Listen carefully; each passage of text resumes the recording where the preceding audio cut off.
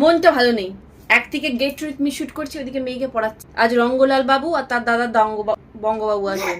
মঙ্গলবার পাড়ার জঙ্গল সাফ করার দিন। লাইফে এত কান্না কোনোদিন পাইনি যতটা মেয়েকে পড়াতে গিয়ে পাচ্ছে। পুজোর এক্সাইটমেন্টে নাচবো কি, পরীক্ষার এক্সাইটমেন্টে লাফিয়ে মরছি। তারপরেই ভাবলাম না, লাইফে ব্যালেন্স করা দরকার, নাহলে আমি নিজেই ডিসব্যালেন্সড হয়ে যাবো। একদিকে চাপের এক্সাইটমেন্টটা একটু হালকা করে সরিয়ে দিয়ে পুজোর এক্সাইটমেন্টে ফিরে আসে। যে ড্রেসটা দেখছেন এটা আমি নিয়েছি স্পার্ক বুটিক থেকে। ভীষণ কমফোর্টেবল, মুড়ে চাদরের মতো শুয়ে পড়তে পারবেন।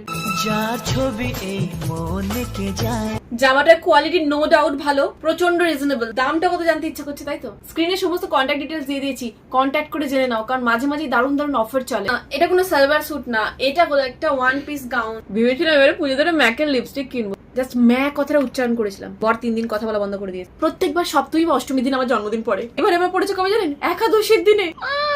এক্ষুনি বল লো বাজেটে কাজ ছেড়ে দেবে। তো পুজোতে দিয়ে দিয়েছি, হয়ে গেছে বার্থডে দেওয়া। আর শাড়ি পাড়ি সব 12টা বাদিয়ে দিল চেপে চুপে। আচ্ছা এটার সাথে কানেরটাও কিন্তু আমি স্পার্ক বুটিক থেকে নিয়েছি। ষষ্ঠীতে ঠাকুর দেখতে যাওয়ার জন্য তো আমি একদম রেডি। তোমরাও রেডি? জানি তো রেডি না, তাও দেরি কিসে? কন্ট্যাক্ট করে না স্পার্ক বুটিককে। দেখা হচ্ছে নেক্সট হচ্ছে। বাই।